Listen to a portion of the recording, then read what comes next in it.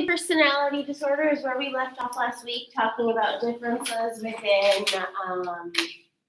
individuals' personality traits and characteristics. For someone to be marked as someone who has schizoid personality disorder, we do see that they have an extreme impairment. I think we think of a lot of people who are a little awkward in social situations, who aren't really like the slickest of folks, are, maybe a little bit of a loner, an isolationist. That's kind of like the frame of reference that I want you to have for this disorder. But schizoid is to a much more extreme, I guess you need to see. That they're like truly unable to express themselves in social situations. They really are an isolationist. They can spend days, weeks without interacting with other humans. Like, it's not like that joking type of like, oh, I just, like to be alone a lot, or, I'm so socially awkward. It's not that. It's like to an extreme. It's a very closely connected to heredity. I think it's in 55%. That's what I just saw in those notes that I had up there for you. What we also see is that they don't really care as much about those social situations either, in that they struggle to connect, and therefore they see as well that it's not even worth it to them, that the other humans in their world don't really benefit them. It's not that they disvalue other humans so much that they would kill them, as we'll see in more psychotic personality disorders. It's just that they don't want to be around them. Does that make sense? Okay. I forgot my go over here. The next one we have is schizotypal, and that we have a video for. I'm going to go see if more of, this is playing, if more of chapter 10 is printed.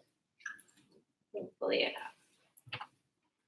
Hello everyone, this is Dr. Campbell. One of the disorders I didn't talk to you about, personality disorders, is schizotypal. Remember I told you that avoidant, you sort of have a shield that you put up and live behind the shield, but you want to be on the other side of the shield.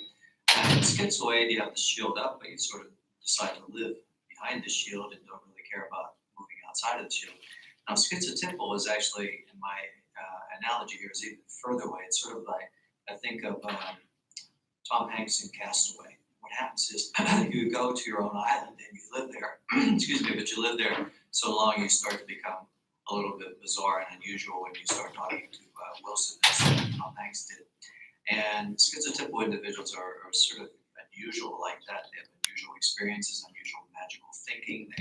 They sort of lived on their own island, much too long, and they don't get along with other people. They have some bizarreness about their expressions, affect, just some very unusual sort of ways that they interact with other people. So they're the people who have pulled away so much that they're on their own little island. You might see schizotypal individuals working as, for example, night watchmen, and they just don't really have anything to do with people.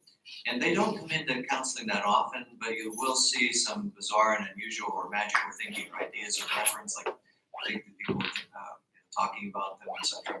So it's like sort of a conglomeration of a lot of different types of symptoms, but it's basically they pulled away so much from the world that they started to become unusual, and that would be schizotypal, and their thinking starts to become unusual as well. So it's a very interesting disorder, but very difficult to work with because they rarely come to counseling as well. God bless. All right. So as he mentioned in that video, it's not just what you see in schizoid, right? It's the addition of that strange, peculiar type thinking on top of the introversion. If you don't see that strange, peculiar type thinking, it's likely going to be more like schizoid personality disorder. Again, there's a lot of genetic connections to these two personality disorders. They're highly hereditary. And within that, like oddities, I think a good one to look out for and differentiate between those who are schizoid and those who are schizotypal is that you see like differences in the way that they form their sentences. So with the oddities of their thinking, a lot of times that would make sense that it would come out in their communication as well. So with that social interaction, they may be saying some strange things. They may say things in strange orders. Like if you can think of Yoda, right? He kind of is like, how do you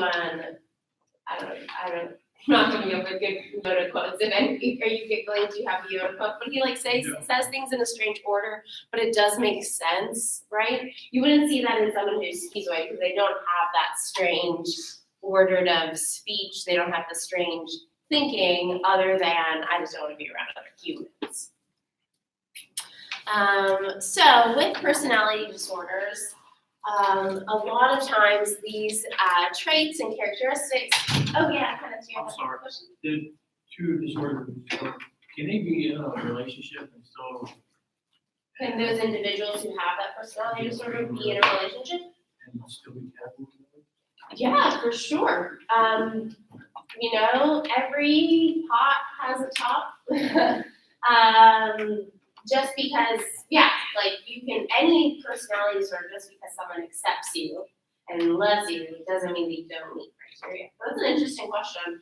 I bet a lot of them don't have relationships, you know, especially schizoid who, you know, move so much into isolation, it would probably be hard for them to make one, but they definitely could still meet criteria even if they did have a relationship. Yeah, and definitely schizotypal as well. Like, again, every pot has a top, I guess. So, as I mentioned, these characteristics can be quite annoying to other people, though, which might be why you find them less in relationships. Also might be why they don't come into therapy as often, because they have kind of been, I think, behaviorally trained to push themselves away from other humans, to, you know, say that other humans are, you know, not good enough for them, they are not worth it to them, they're not very helpful to them, whatever their reasoning is, they just are not the type to reach out to others. And also, you know, what we need to keep in mind when deciding if something is pathological or not is our own biases. Especially, you know, maybe you can think of friends that you've kind of grown out of, or people that just irk you more than others. Those are your own biases that maybe you just have a tendency for, like, the slightly more assertive to rub you the wrong way, or the slightly more gregarious are just not the type of people that you choose to hang out with because you find that a little bit frustrating. So that's, you know, your prerogative, but don't let that, when someone is describing their personality and presenting to you, be your marker for what is and isn't normal. Don't let your marker be, I would want to hang out with them as a friend. Make it more, is this extremely outside of the normal range? Because if you could think to yourself, well, you know, I've seen this in, you know, my daily living, I could see how, you know, some people would like them, some people would want to hang out with them. I could see that this isn't creating a huge deficit in their lives, right? They're going around perfectly fine, they're keeping jobs, you know, they're pretty successful in multiple avenues in areas of their lives, probably doesn't meet criteria. So now let's look at cluster B, because I think this is definitely where more of those biases come up, as far as this is in the normal range, but I personally find it annoying. So we've got histrionic, narcissistic personality disorder, antisocial personality disorder, borderline personality disorder. Again, what they are in a cluster for is because you will see similarities throughout these personality disorders across persons. So let's talk about the histrionics of the world. They are the ones that seem to have drama in their life all the time. And they will likely say that they do not create this drama. However, they definitely are creating the drama. They thrive in that drama. They're the ones that prefer to have the spotlight on them at all times. They may even feel uncomfortable when they are not the center of attention. And when they're not the center of attention, they try to create some type of drama, some type of, theatrical maybe display, whether that's within their clothing, whether that's within their communication, whether that's within just different relationships, whatever it is, they are making a big deal of themselves.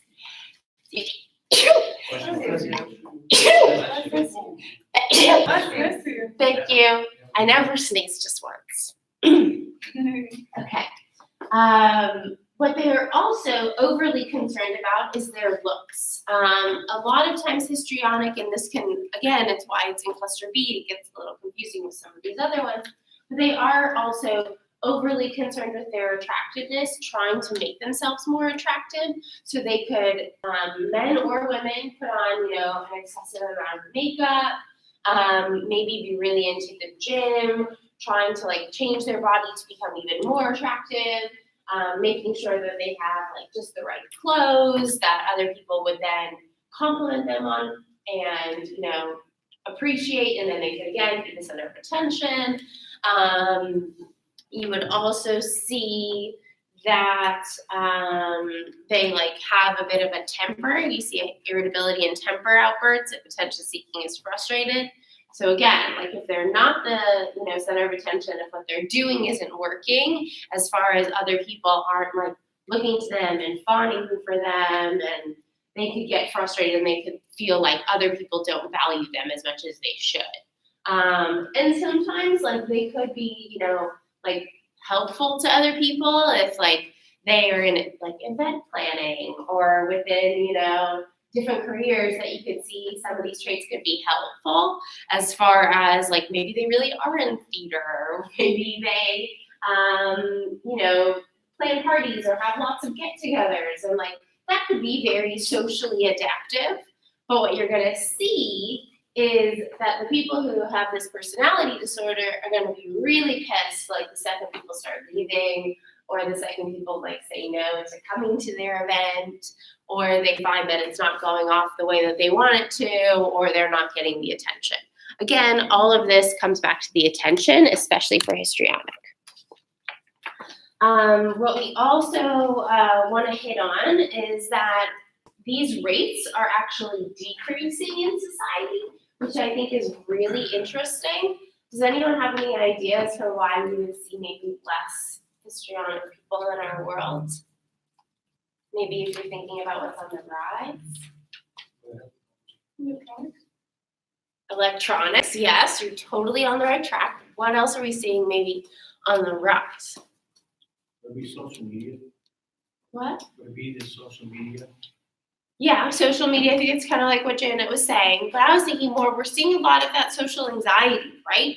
That's we're seeing on a big uptrend. Uptrend is anxiety, isolation, right? We're seeing that all the time. People are talking about it a lot. Yes, y'all are recognizing that? I'm sure you've seen it, right? We've talked about that in here before, as far as meme culture of I don't want to talk to anybody. I've got a bed on top of my head and I've got my cat and that's it. Okay, it's just not as popular to be as gregarious as this, to be as drama focused. It's actually more popular to be oh, I'm an isolationist.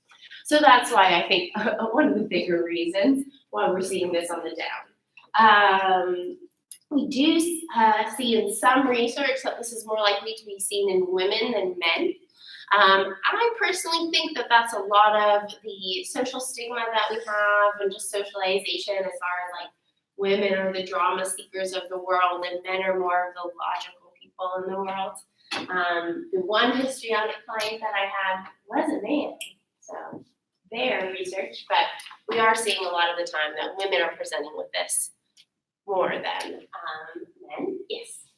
So in situations where this behavior would be even rewarded, would that still be considered histrionic?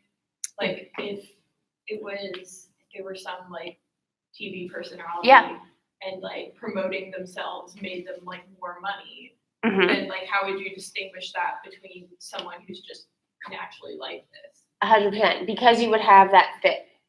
You would have that irritability and that temper once things aren't going that right way. Is that Like where someone who's just criteria like, comes in? what, sorry? Is that where criteria comes in? They have to have like the irritability and temper. So with all of these, there's not one criteria that just across the DSM, the way personality disorders are written, you don't have to have one.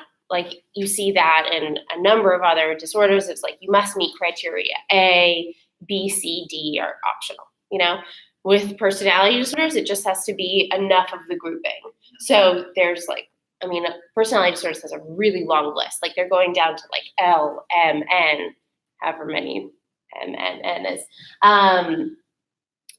And with that, it's more like just your understanding. Like I mentioned, like these are really hard to diagnose. And like that's kind of where you like can draw the line on some of them. Like you really need to be able to say, like, is this, yes, it's giving them a lot of rewards in their life, which makes it really hard because you also want to see, like, are they successful? Are they going about their lives just fine, right?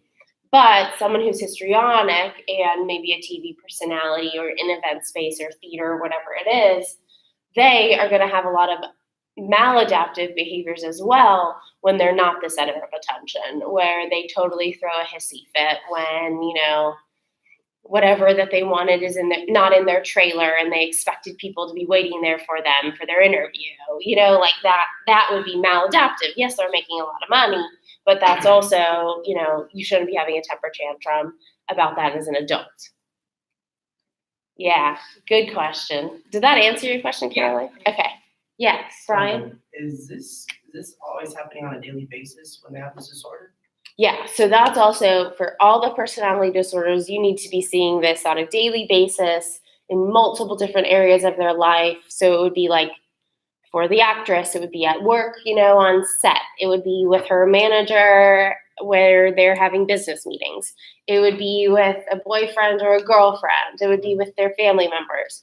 When she was maybe in school, you know, she would also be exhibiting this. It would be everywhere, most days, very consistent pattern. You see this like all the time. Yeah. So also I think that maybe like helps, like if you're thinking of, you know, people who tend to be a little more histrionic, have some of those traits, that you would see like just around like one event in their life. Like they're making like a really big event and a really big party, you know, and they're kind of like freaking out a little bit and doing a lot of stuff. But then the party's over, they're okay with that, and they like don't have those behaviors and they just go about their regular day at work. And so I think that also could be really helpful as far as determining if this is normal versus abnormal, is like, how often are you seeing this? How many areas? Is this just like one blip? You know, it's one big deal, an event in their life that's really important to them? Or is this happening all the time? Yeah. You would think, and maybe that tells me you don't have histrionic personality disorder. You know what? But they thrive on it. They thrive on it. So, like, I do think maybe other people, when looking at them, you're like, I'm tired. But they thrive on it. That's how they get their energy.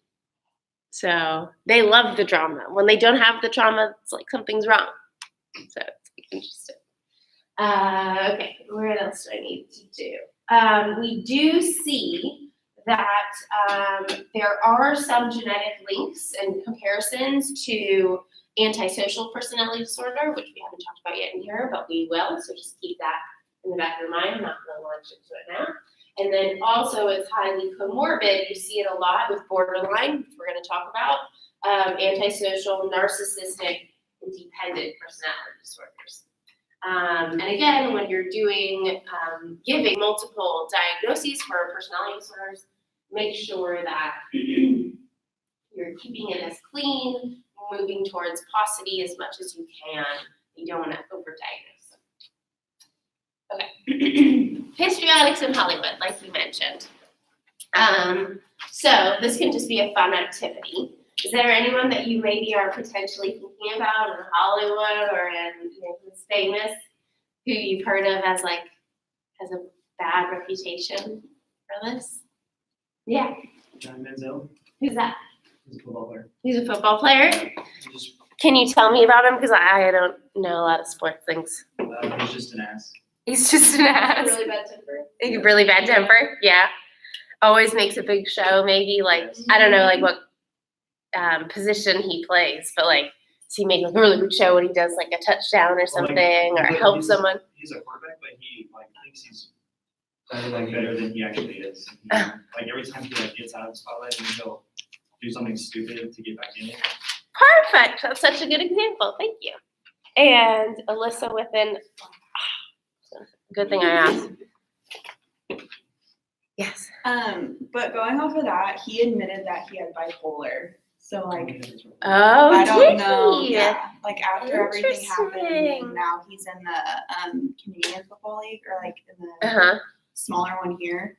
Yeah, no, he admitted that he had bipolar and that. So that's so interesting. So now I know this is going to be maybe really difficult, but y'all have learned about bipolar. Now you've learned about histrionic. How could you maybe differentiate? Maybe like if it's manic symptoms that he has that are causing his weird behavior, or if it's just all the time. True that.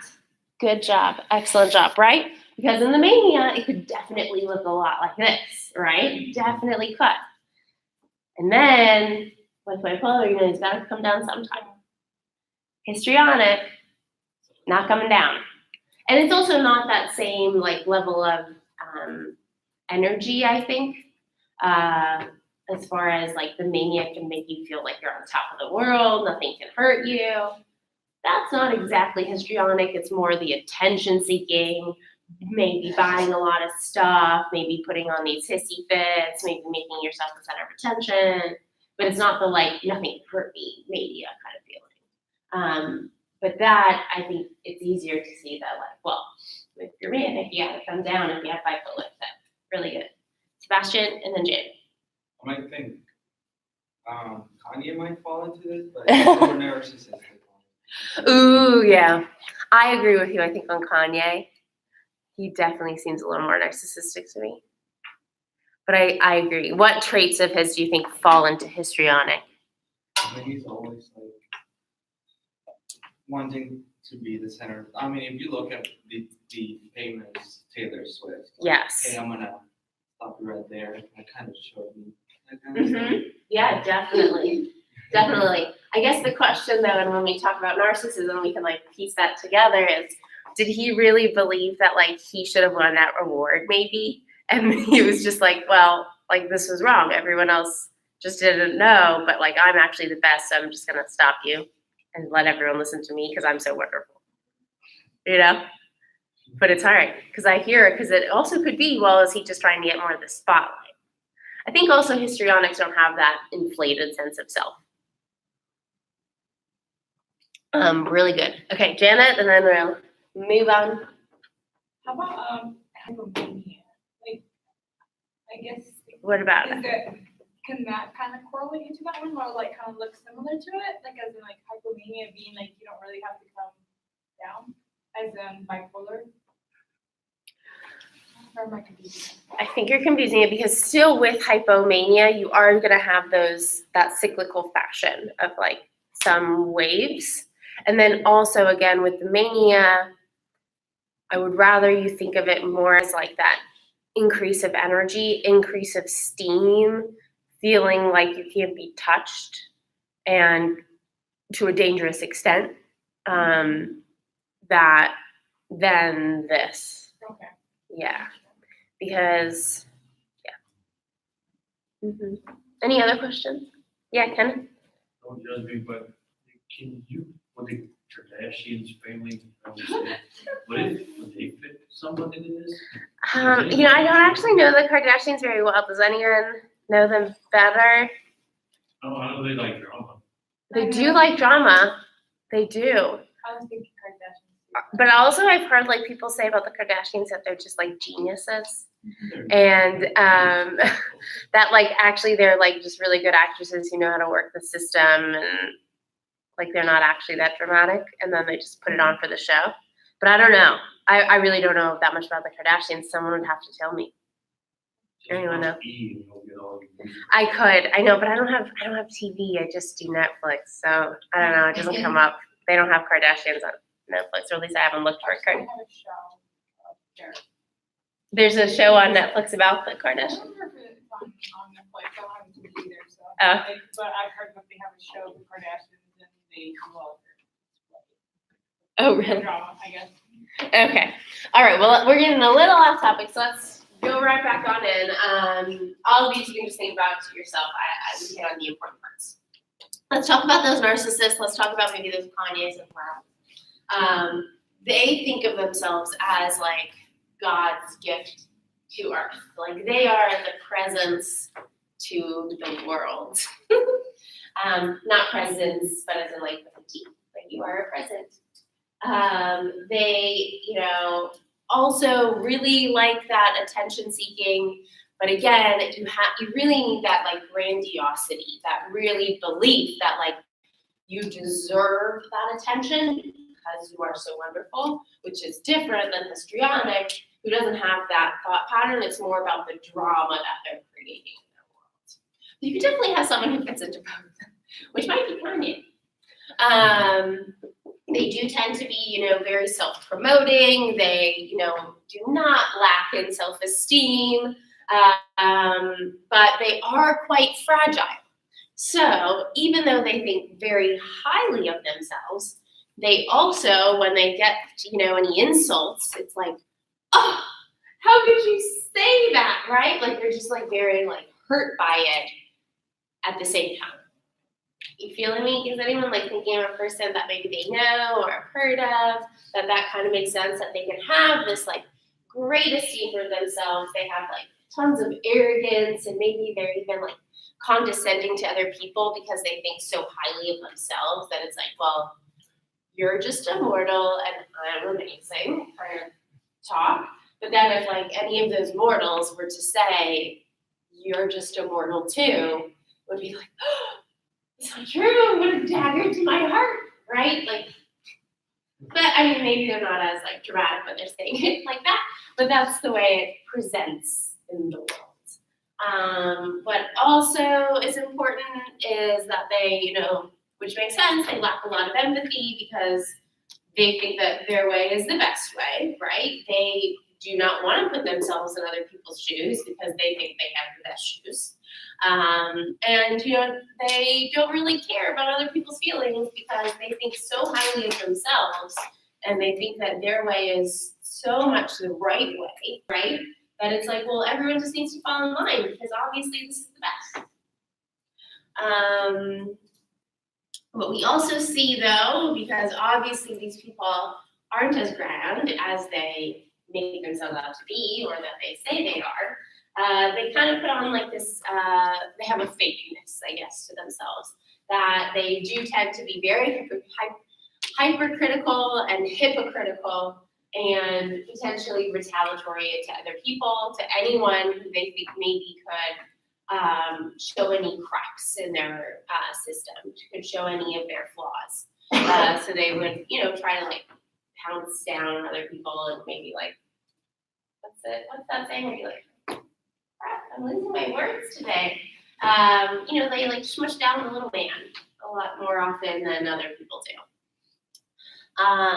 What we also see, where this might come from, I guess, is an upbringing for parents who maybe are overly congratulatory or overly complimentary to their children, and they kind of put their kids up on this pedestal of like, oh, little Jimmy is just the best and he's so wonderful and never gets anything wrong, and he's the fastest and the best looking and the most wonderful, and what a gift he is, those types of parents. You could maybe see in that child's trajectory, if that continued throughout their lifetime and development, that all of a sudden when they're, past college, they still look like that, they still have that attitude. They've internalized that working model of themselves, and now they end up being pretty narcissistic. Any questions on this one? Anyone think of any famous people for this? Kanye. Still got Kanye on my mind. Still got Kanye on your mind, no one else? There's an interview where he was like how Sway, how? And like he just goes into like deep like aggravation. He starts questioning him a lot because he got offensive with it. Perfect. Is that the same interview where he's like, I'm an actual god? Yeah, he's like, I ain't God. He goes off on it in Uh-huh. that interview. Okay, I don't like to be political. So tell me if this is, but I think a lot of people say President Trump is pretty narcissistic. I thought that with the hypercritical. Okay. Retaliatory. Like Okay, everything I good. hear is like he responded to like every criticism someone said to him. And it's like, you don't need to do that. That probably makes it worse. But It does make it worse, right? And I mean, he made it to the presidency. Being he made it narcissistic. pretty far, so. You make it pretty far, you know, Doesn't like, have to. and it has a lot of money. So how you're defining success, whether or not you agree with his policies or not, totally separate. You can maybe just look objectively at his personality and see maybe there's a little narcissism there. I think also you could say most presidents are probably a little narcissistic in that you have to really, you know, believe that you're pretty grand and worthy of that title to make it there. I think a lot of politicians are like that. So not just Trump. All right. So again, just looking more at narcissism, we have here that they're very self-absorbed. They tend to be more materialistic. It makes sense to be entitled, right? That we would see them as entitled. That they're not going to see themselves as entitled. They are going to see that they really deserve whatever they're getting, right? Because they think they're so wonderful, and wonderful people get good things. What do you think, you know, maybe could contribute to this general sense of societal narcissism? I think a lot of people unfairly say that millennials and what's the generation below millennials? Z? What is it? I don't know the letter. What's under millennials? I think it's the Z? Z, thank you. Are y'all Z? Not yet? Okay. They're called self-absorbed, materialistic, and entitled. Do y'all agree with that? You do? Okay. So what do you think could have contributed to this? What, sorry? The parents. The parents, yes. I think that is the number one factor. Can you say a little bit more about that? Well, I just think it's like a change in, like, I feel like everyone when they grow up, they're like, oh, I'm not gonna raise my child like how my parents raised me. Mm-hmm. So if their parents were like more strict on them when they were growing up, they're more likely to be more lenient on their children. Mm-hmm. And then being like, oh, you're great, or just like how we get, even like when I was a kid, getting like a participation reward. Mm-hmm. Yes. But I was like last in the race, so I really didn't deserve anything. Yes. But still, I mean, 100%. I agree with you 100,000%. I think that, and this I think is also coming out in the research in a big way. Those participation awards Yeah. really breeds narcissism because again, it's that grandiosity that's not based on real quality, right? And when you're a kid and you get a participation award, you know that you're not very good, but you know right? it sucks. Like as soon as I got home, I threw that away, and I'm like, that's stupid. Exactly, Like, you I know that. But if people keep throwing that at you, like, you're so great, you Yeah. did such a good job, but like, really, you know, comparatively, like, my little stick figure does not compare to little Tina's Yeah. Mona Lisa, you know, and you still get awards for it. You're just like, well, I guess I'm great. They say I'm great. And then it develops into this like narcissism and entitlement because they have been given this throughout their lifetime, you know? Yes, kind of. Oh, I'm sorry, just, I was also. Oh, I thought I saw your No, hand. I'm Sorry. I was also gonna suggest that it also, like electronics and whatnot, Mhm. people kind of got away from trying to interact with your children, just give them a screen and shut up. Mm-hmm. But how would that move to how would that move to narcissism though? I think the entitlement is because if you give somebody something at a young age, say like an iPhone, Uh-huh. they're gonna expect to keep getting that. Oh, so it's more about like the gifts. Yeah.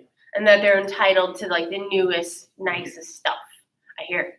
Carolyn? It could be the social disconnection of the electronics. It's like I wasn't given an iPad because they didn't exist. I didn't have any option. It's like, I see parents doing that, and it's like, oh, like, we don't know how they're gonna turn out, so like, you better be careful. But also, I think some things are just like changing because of the times and not because of like parents or anything. Like with technology that that might seem narcissistic to someone else. Mm-hmm. Like we have like phones with cameras, and so we can take pictures of everything. And so That's another good it one might for be the like, why do you technology. take pictures of your car? Who cares?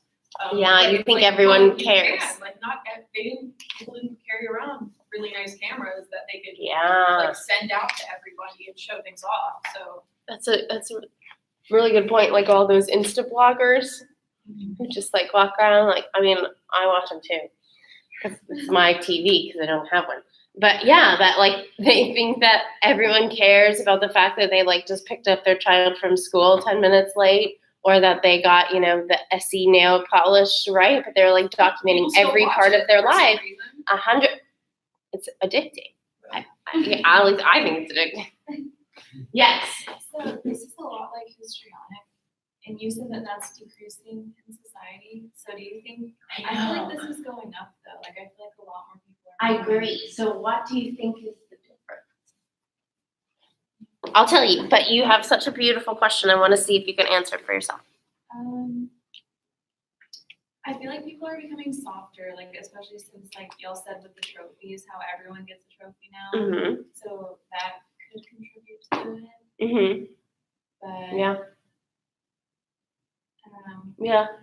I think it's that the difference between histrionic and narcissism is the drama and the attention-seeking behaviors. And with narcissism, it's, yes, they're attention-seeking, but it's not from a place of like drama, making fights, making sure that they're in the spotlight. It's from I'm wonderful and people really like me and I'm really cool and why wouldn't someone want to watch what I do kind of place, as opposed to a histrionic who would be, hello, here I am, watch me, and I'm gonna put on this great show for you and buy tons of flowers. The narcissist is just gonna be like, this is who I am, I don't even have to do anything extra, I'm amazing. See? Yeah.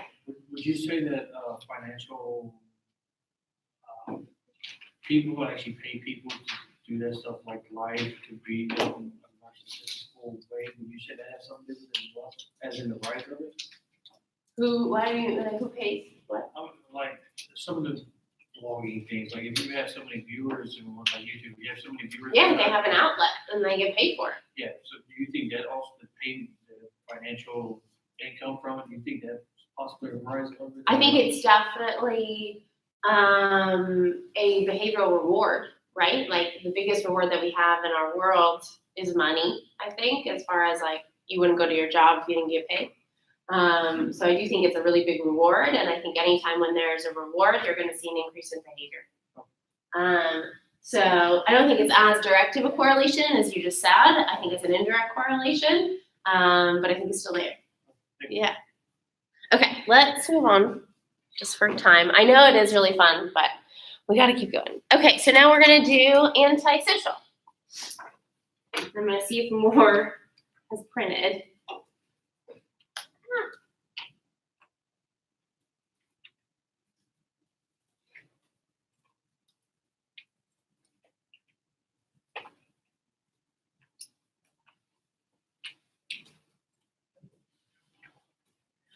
Be right back.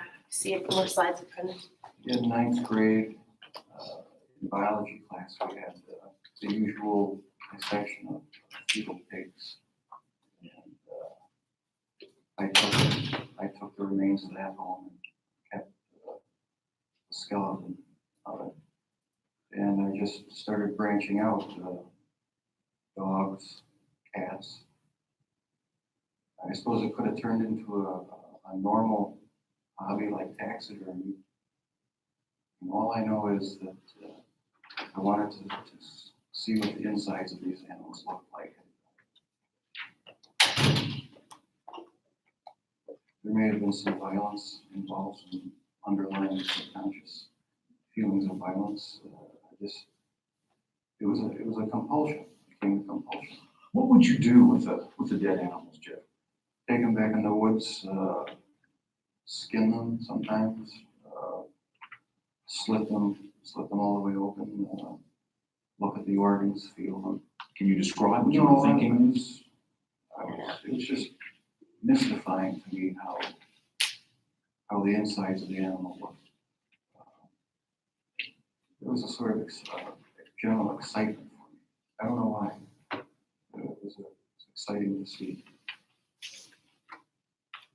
I was drinking a lot during that time, and just I don't know, looking for something to some way to find some fulfillment, some pleasure. And I acted on my fantasies, and that's where everything went wrong. Did you ever tell yourself, I have to stop this, I must stop doing this? Yes, When it was going on? after the second time, it seemed like the compulsion to do it was too strong, and I didn't even try to stop it after that. But before the second time, things had been building up gradually. Going to bookstores, going to the bars, the gay bars, bath clubs. When that wasn't enough, buying sleeping pills and using it on various guys in the bath clubs. It just escalated slowly but surely. And after the second time, which was not planned, it was out of control. Felt like it was out of control. Were you relieved to be arrested? Part of me was, and part of me wasn't. Explain. I don't know. It's like I don't believe I have a split personality, but you know the feeling where you're sort of glad about something, but on the other hand you're not. That's how it was. It was a relief not to have to keep such a gigantic secret that I kept for so many years. And once I saw that I had no choice but to face it, I decided to face it head on and make a full confession. So I am glad that the secrets are gone. I just get angry with other people who think that they have a right to somehow try to blame my parents for what happened. That's not right at all. No one has the right to do that because they're totally innocent. They had no knowledge of it. That angers me. There comes a point where a person has to be accountable for what he's done. Can't go around making excuses, blaming other people or other things. So I alone am the one who's responsible for what's happened.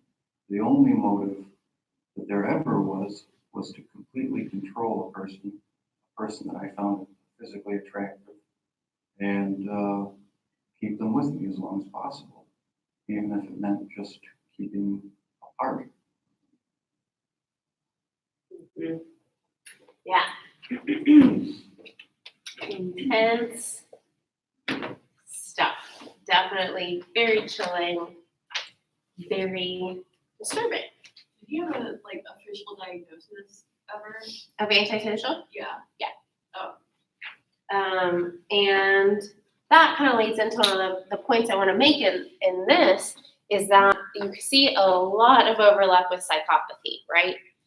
But with this, and hopefully you could recognize this in the video, he knew that what he was doing was wrong, right? Like he took ownership of that, I would say. He didn't want to blame his parents. He didn't want to blame other people. He didn't, try to lie about what he did. You're not going to see that in psychopathy.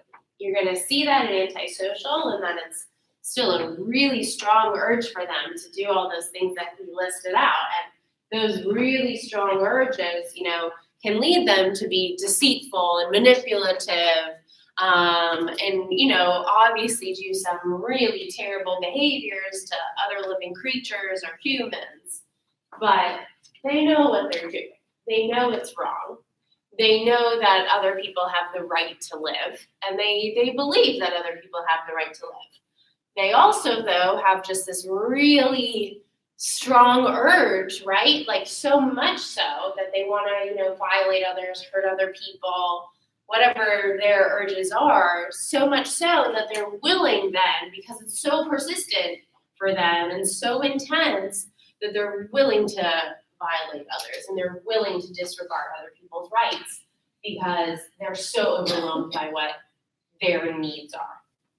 Yeah, Janet. Do you think like people like narcos and stuff like that, have this, a lot of them? I don't watch Narcos, you have to No, tell me like- about it. Or like people who are dealing with illegal drugs and stuff like that, and just like what's happening with the drug lords. So I have to say, I'm not so familiar what's happening with the drug lords and stuff like that. But they pretty much just go on and kill people. They just go around and kill people. Because I don't know enough about like individuals who are like that, I couldn't say like, oh, they are probably more antisocial than psychotic or have psychopathy or other, personality disorders. I couldn't differentiate. Maybe. Yeah. I have no idea. They could also be narcissistic. They could also be, a number of different things. So I don't know enough about it. But I think you're definitely on the right track because I could see how it could be for some of them, but I just don't know enough. Yeah. Cyrus?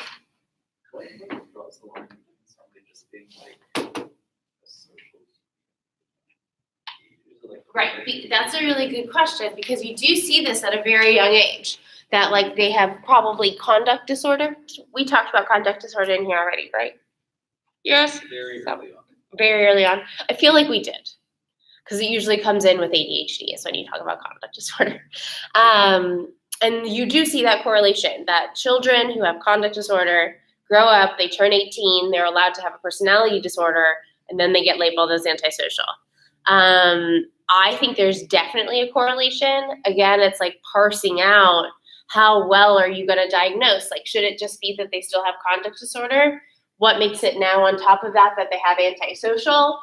Probably it's that deceitfulness. Probably it's that manipulation. It's that urge that they have to harm other humans or living creatures. With conduct disorder, it's more like, I'm not going to hurt people. Maybe that might happen because of my behavior, but I'm going to rob this bank. I'm going to vandalize this building because it makes me feel good and it's fun. It's a little different, but yeah, it's like definitely so close and hard to parse out between the two. You kind of do just have to like look at the person, look at the history, look at all the criteria and be like, oh, okay, that one kind of leads to this, that one kind of leads to that.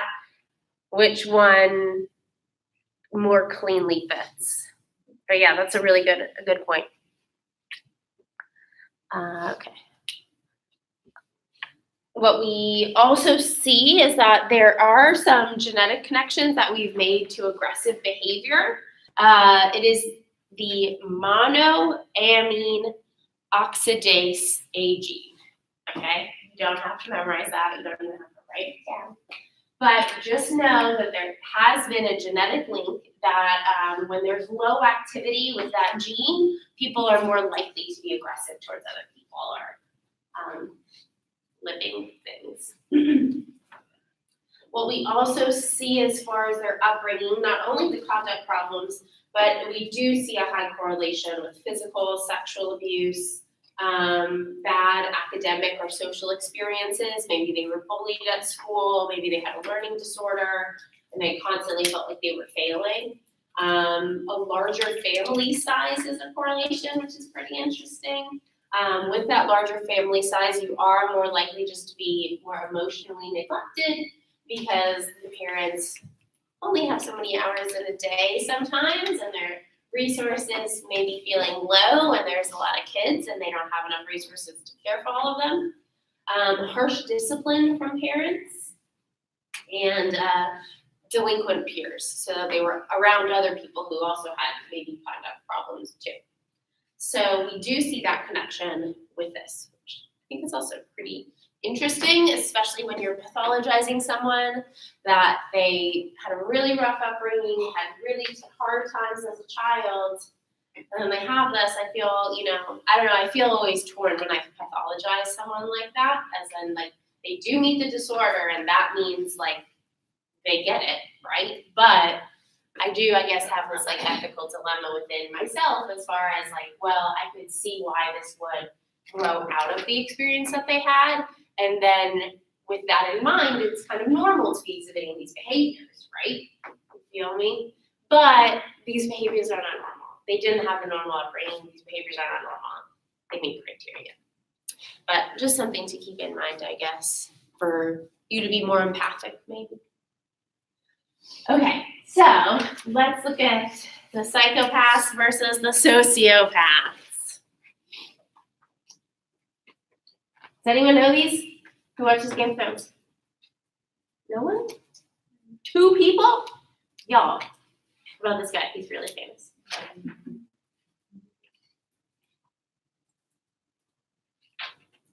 Oh, shoot. Did not mean to do that.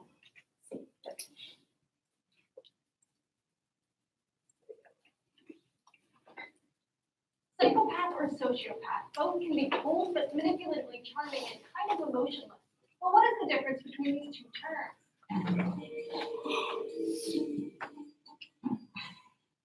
Hey guys, Julia here for D-News. Until very recently, psychopath and sociopath could be used interchangeably. The terms describe somebody who is maybe aloof, manipulative, and just couldn't empathize with other people. Or maybe even Sherlock Holmes debates the difference. He tells his pesky coworker, "I'm not a psychopath, Anderson. I'm a high-functioning sociopath." And scientists are also quick to draw a distinction. Jack Pettit, a biology graduate student at the University of Mississippi, wrote in the journal Aggression and Violent Behavior that psychopathy is a developmental disorder that is associated with specific kinds of behavior. Psychopathy is mostly biological. Psychopaths have abnormalities in the brain. Although childhood upbringing might have some effect, traumatic home life might reshape the growing brain. One study published in the journal Frontiers in Human Neuroscience found that many areas of the brain associated with empathy fail to respond to emotional situations. Researchers used fMRI on 121 inmates in a medium security prison.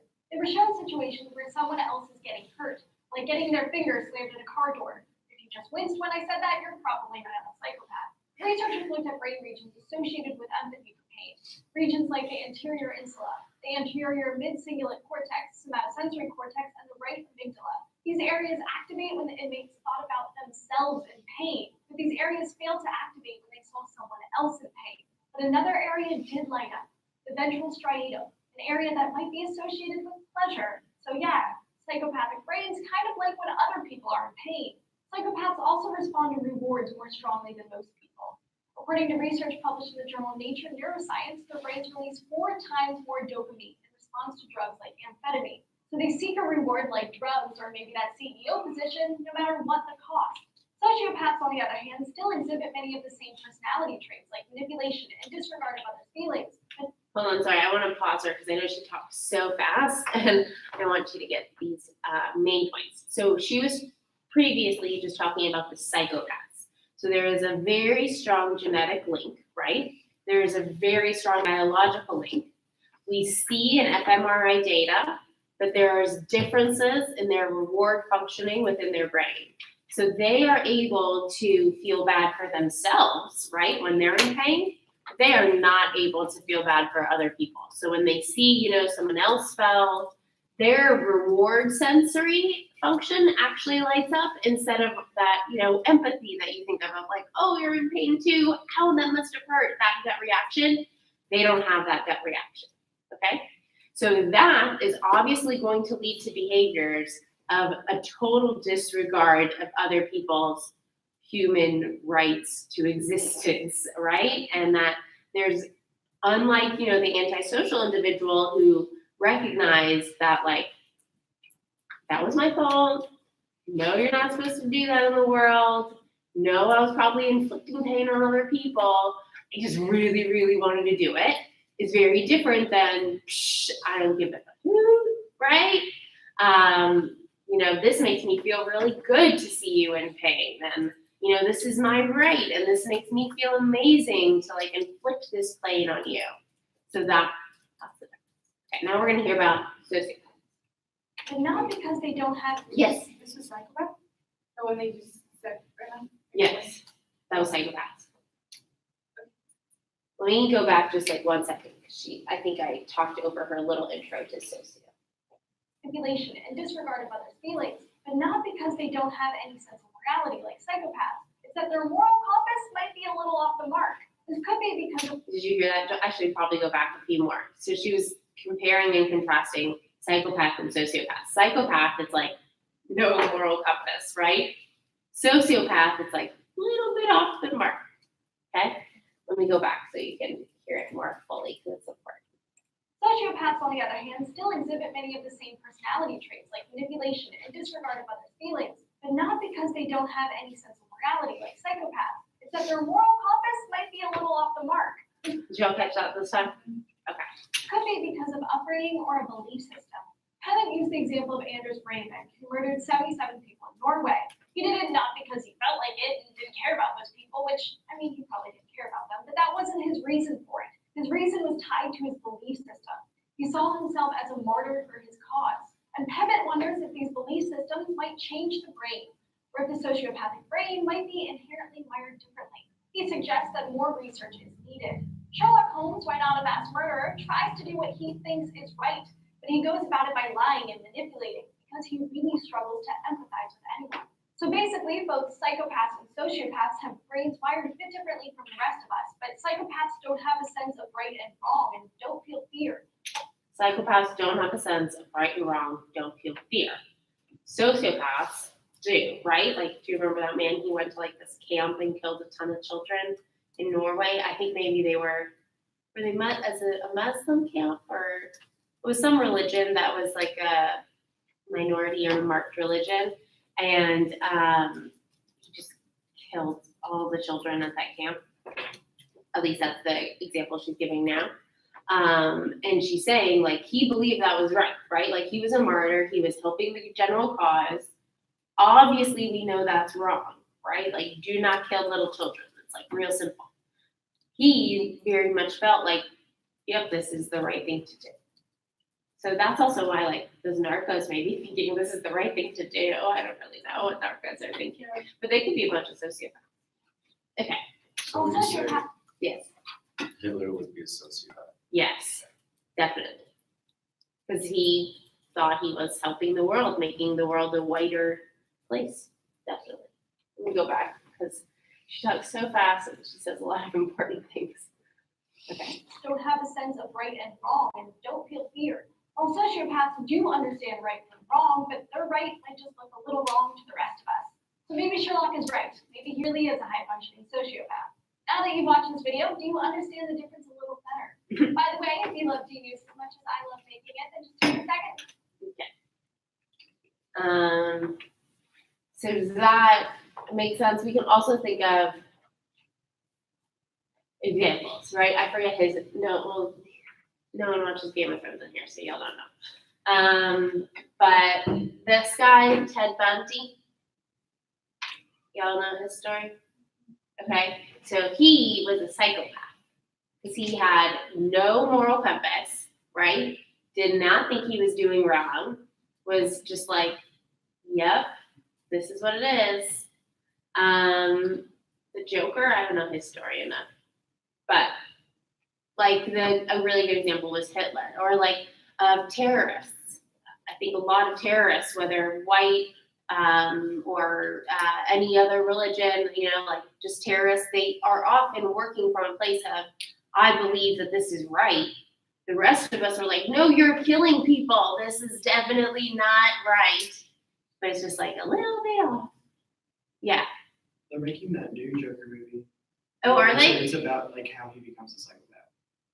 Oh, is Joker a psychopath? I don't know the story enough to say. Pretty much. Oh, he's a psychopath? Yeah. Okay, thank you. Because that's good, because if y'all were thinking about that, I wouldn't want to confuse you. I just don't know the story at all. Thank you, Tyler. Any other examples or people that you can think of? Yeah, Kenneth? I have a question. You talk about inmates, the brain, the reward system being activated, seeing other people hurt. What do you Psychopaths. What about regular people that laugh when people? Just a bit- I'm curious. No, yeah, I hear it. I mean, like, my grandmother is actually one of those people, and I do not think she's a psychopath. I think that's more like nervous laughter. Like a lot of people kind of giggle when they're laughing. It's not that they're laughing at you. They can empathize, right? Like I've fallen and tripped, and my grandmother has straight up laughed in my face. And she empathizes with me. She knows I'm in pain. She feels bad. She's still going to, like, if I was a little kid when this happened, you know, like, help me. But it's more like a nervous laugh reaction. It's not like a mean. It's not meant to be mean. But I guess if you're comparing it to the Joker, then he's always laughing. But don't compare those nice, normal people to the Joker. Okay? Yeah, but that's a really good question. But I would bet if you put my grandma in an fMRI and like had a video of me tripping, she would giggle, but also those, I don't remember, the senses of her brain that are for pain and for empathy would light up and not the pleasure. You know, people just have that reaction, I think. Cyrus? There's also like other things that could be laughing at, right? Like how like misfortunate your situation is, could just be so ridiculous that they want to laugh. Yeah, that too.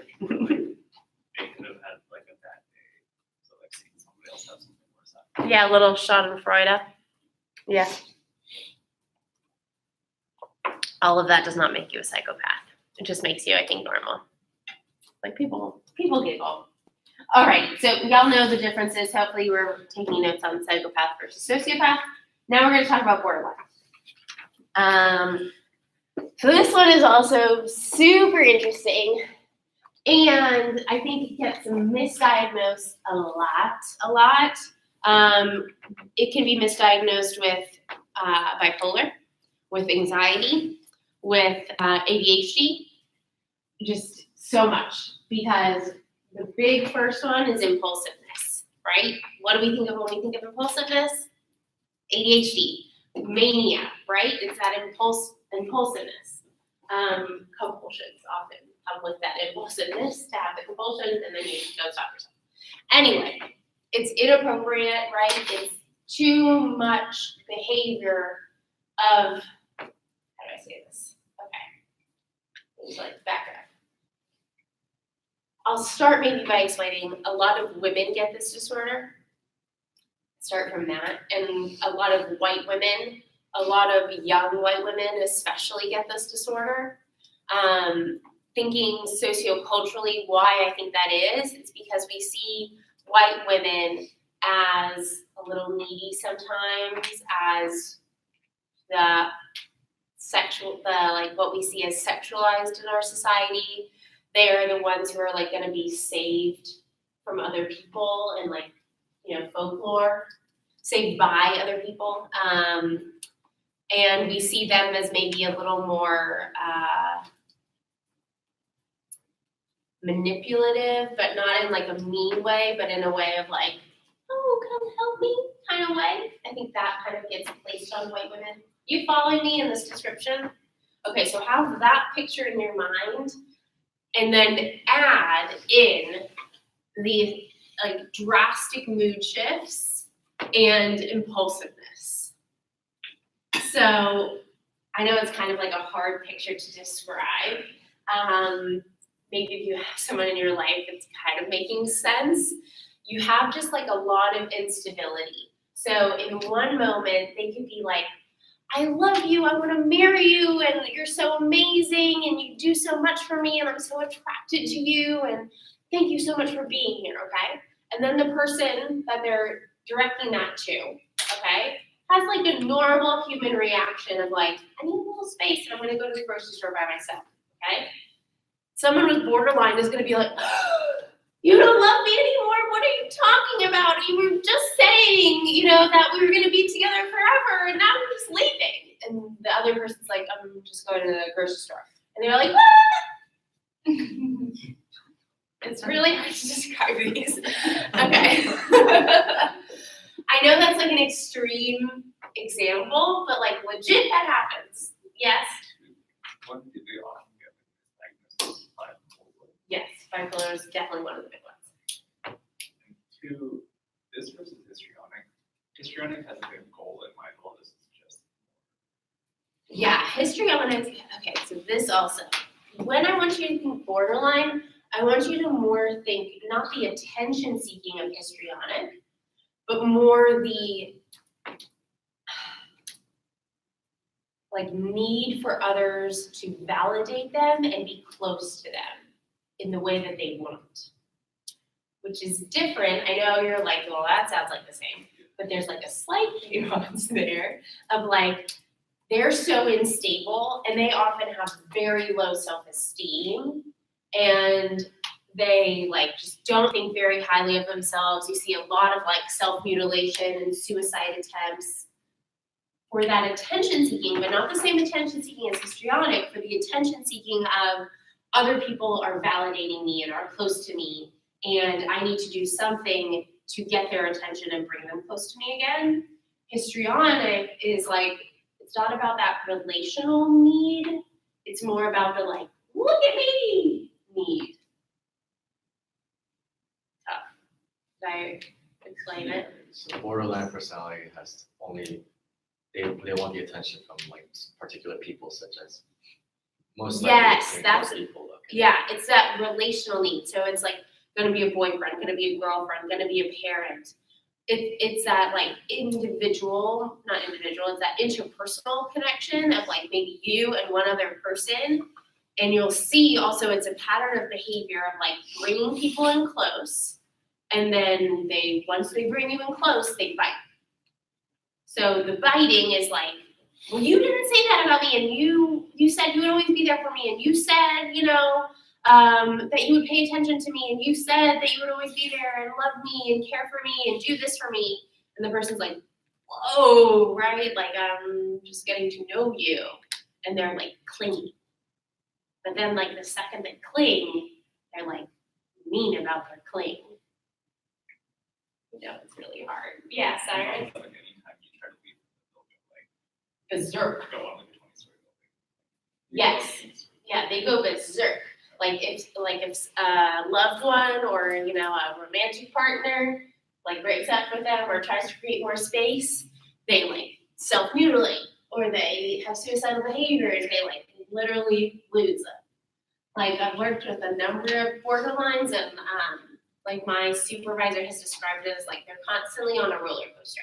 So like they're on their own roller coaster of like drastic mood shifts and affective instability and just kind of like just being all over the place in their, internal sense of the world. And a lot of the time, it doesn't even make sense to themselves of like why they're so pissed off or bored or angry. Like it doesn't even make sense to them. So it's definitely not going to make sense to you who's just like, I cannot keep track of you at all. Does that make sense? I'm just trying to think of like as many maybe metaphors and descriptions of what this could look like in like the real world. It's also often like you try to give them boundaries. Like it's like a very healthy, normal thing to have like boundaries of what's appropriate for people to do to you and what's inappropriate. Like you may be someone who has really strong boundaries and like if a person calls and asks like, hey, can you pick me up from work? And you're like, well, I'm in the middle of something and you'll have to wait 30 minutes and then I'll come and get you. That's like an appropriate boundary. You're helping a friend, but you're not letting them take advantage of you. Okay. If you were to do that to like someone who, and then chances are your friend will be like, thanks so much for like helping me out. No problem. I'll wait. And I really appreciate it. I'll see you soon. Okay. A borderline person would be like, why aren't you coming right now? Like I need you right now. You're supposed to be there for me. Yeah. That's a good one. That's a helpful one. Okay, good. I think also I've worked with a couple. The wife had borderline. The husband did not. Well, actually, when I worked with them, they already broken up. They already divorced, so they were separated. But I was working with them for like co-parenting, and this was so tough because with co-parenting, like you have to be really scheduled for kids. Of like you get them on Monday, Wednesday, Friday, Sunday. I get them on Tuesday, Thursday, and every other Saturday, whatever it is. And you have to have just like really strict rules. this woman would constantly break them, okay? Like just constantly break them, crossing the line, like calling her ex-husband all the time. When we had made like a rule in session about co-parenting of like what you're allowed to call him for and what you're not allowed to call him for. But like she would have like this like huge drastic mood shift and like affective instability and be like really scared about something or really pissed off about something and be like, I don't care, I'm calling him anyway, even though I know I'm only supposed to call about X, Y, and Z. Like she just did it anyway. Does that make sense? It's like a very complicated just way of living. And it's like, if you're like in the room with them and you're like confused, that like could be a red flag of like, I should be looking out for borderline sometimes.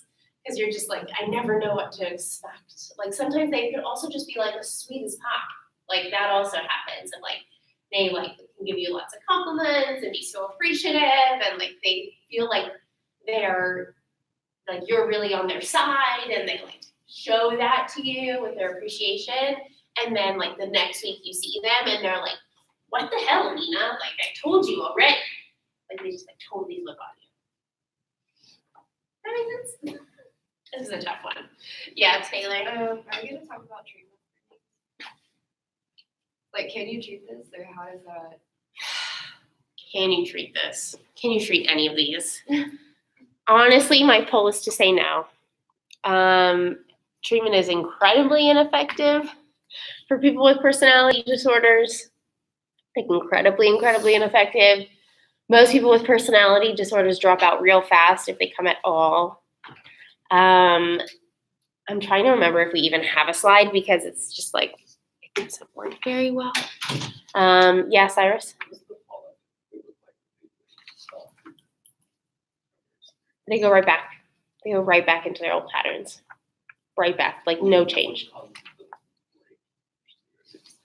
It's their pattern. It's their pattern that you can be vigilant as a therapist to not get in their pattern, whatever it is, any of these, like vigilant of like setting boundaries, trying to bring them in, trying to be empathic, trying to bring them into the here and now is usually what you do as far as like interpersonal treatment. And I personally like love working with personality disorders because it's so challenging. I have no success stories, none. And I've been doing this for 5 years now. I mean, I'm pretty new and maybe you'd find like a much more veteran person who would have like a few success stories, but I have none. I have none. We don't have a treatment slide probably because it's so ineffective and yeah. Sorry. If you had someone in mind, I would just say protect yourself, and keep your own boundaries because they're not going to change. Yeah. Yes. Going off of that, I've heard that therapists don't really like to deal with people with borderline personality disorder. That's true too. Yeah. So right now I'm at a practicum. I'll give you an example. I am the only person who accepts people with personality disorders at my practicum right now. Like the only person. And there's how many other interns right now? There's 20. I don't know. There's 20 something other interns. Like it is tough just to be in the room with them for 50 minutes. Some of these are just tough. Like you need to have like a lot of ego strength. And I think maybe you can see that like I'm pretty like strong-willed person. And I think a lot of helpers are like a lot softer than I am or like a lot more empathic and they just get bulldozed, like just totally bulldozed by someone with a personality disorder. So yeah, that's also part of it of like, that's also a good one for any of these. If like you're really struggling to understand them, that's a good one to know, like probably what they're doing is not normal. That's helpful. Yeah. So it is really sad. I mean, it is really sad. Like if you can step back from like the crazy train of like after the session and you're like, I should feel really bad for this person. Like they have a painful life and they don't have friends. They don't have love. They can't feel that the same way as other people. People don't want to be around them. They make their own nuts around them, like they make the drama, whatever the drama is, depending on the personality disorder. They're just probably not going to get out of it ever. It's tough. Yeah. I was told like in a previous class, like the professor mentioned like just about like the thought processes of it, how it's almost like it's like a highway in the brain, and so you're constantly just like it's quicker to go this route rather than like get Mhm. off and take like a side street to get to your destination. Oh, that's a good So one. it's, like, an instant, just like, well, I already know how this will get me here, so this is quicker. Yeah, Rather than trying to find like a new route. that's definitely a Like, good other one. creative habits, I guess. Yeah, that's definitely a good one. And continuing on that, it's like, you know, when you're going on autopilot on the street and you're going really fast, 80 miles per hour, it's so easy to miss multiple exits that would be better for you. And your therapist, you know, is on the side of the road. Take this exit. You miss that one, and the therapist has to run to the next one. Take this exit. They're just not. They're just gonna keep going and going and going. And you as the therapist just have to like stay on the side of the road. Try the next exit. They're just not gonna do it. That's a great metaphor. That one's funny. I think I might use that in sessions. Yeah. So, is this like something like wrong wired in their brain where they're like, okay, it's because that's why they can't see the exit? So not all of these have such a strong biological connection. Like the psychopath we saw, like very strong biologically. You can see brain differences. For borderline, we don't have that research. We don't have that. I don't know why we don't have that, but we just what? So they're all very environmentally shaped, right? They're very environmentally shaped. Also with borderline especially, and we do see there are brain abnormalities that happen when there is trauma, but the impetus for that brain change was the trauma. And you see that there's a very high correlation between borderline personality disorder and abuse as a child. So sexual, physical, emotional, whatever, verbal, whatever it is. Mostly sexual, I think, has the strongest correlation. Do I have that? Yeah. Definitely has the strongest correlation, but you will see it for people who don't have that trauma.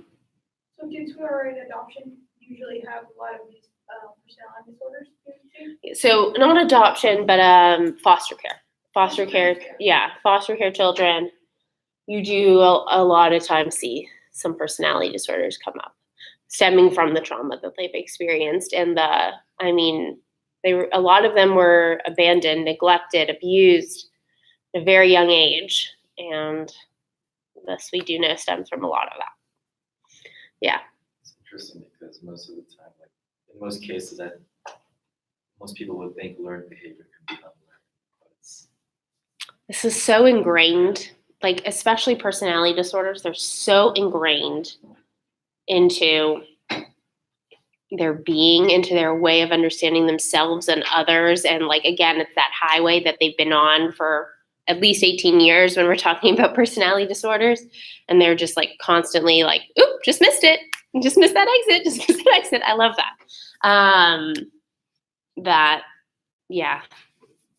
Another one was like the one with the roller coaster that my supervisor said. It's like you're at, the platform of the roller coaster and you're just asking them, you want to get off the platform, talk to me for a little bit? And they're like, nope, still on the roller coaster. And then they come back around, and want to get off, just take off the seatbelt. Nope, still on the roller coaster. And it's just hard to get them off that exit or off that roller coaster. And you can't like pull them off, right? Like if you do that, ooh, this is so good with that metaphor too. Like you're gonna jump in front of their car to make them get off. Like that's what happens to people. Like they literally get run over, metaphorically and literally sometimes. And like you're not gonna get on that roller coaster with them. That's what they want you to do. They're like, no, get on with me, and you're like, no, I'm definitely staying on this platform. Like it's just hard to do. It's just like pushes and pulls. Okay, we gotta keep going. I know this is probably the most this is what I'm most excited about, so it's probably also why you're most excited about it. All right, let's watch this video and then we'll go on our break.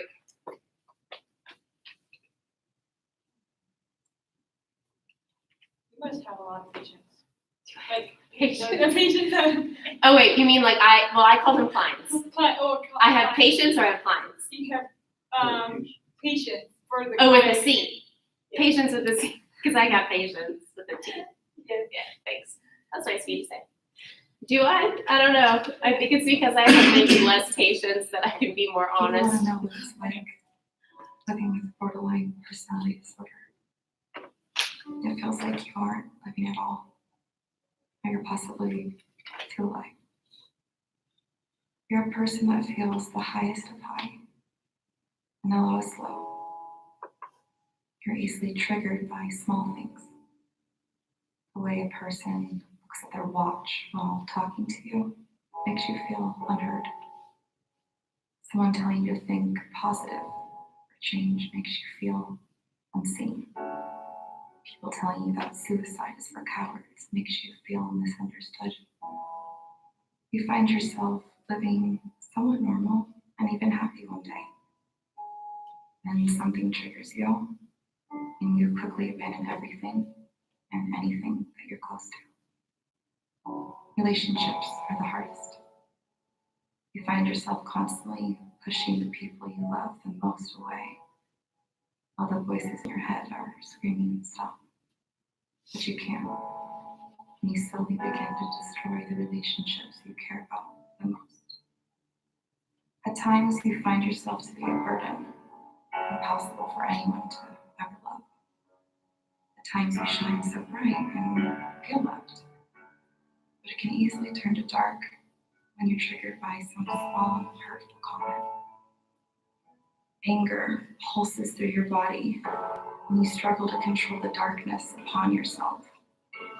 In order to control the pain, you can inflict harm on your body, telling yourself you deserve it, or to prove you're alive. There's a constant thought of not wanting to live that you carry. At times it feels like a warm blanket. Other times you feel trapped in a nightmare. Trusting people is difficult.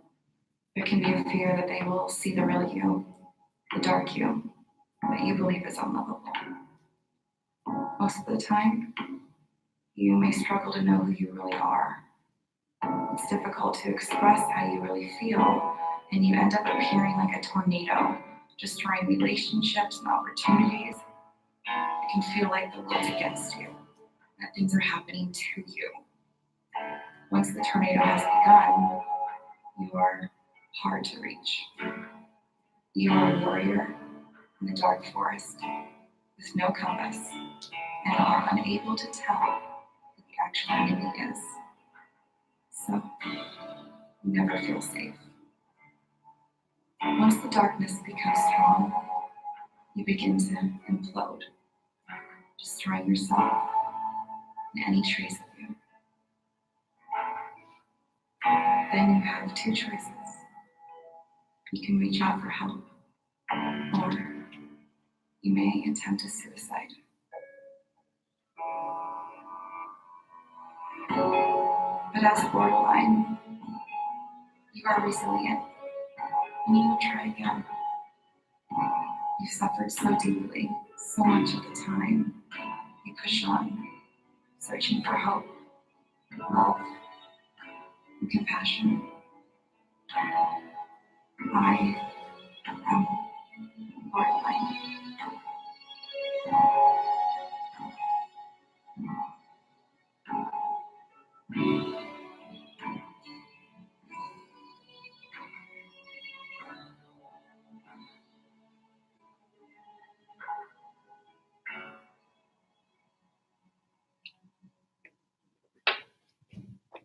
Alrighty. Tough stuff, man. Tough stuff. Very intense. Hard to watch and be with. So, here we just have this little diathesis stress model as we have known and grown to love in here. Let me switch this so they can see it on the video if anyone watches this again, so you can see what I'm pointing to. So we have genetic and biological vulnerabilities at the top.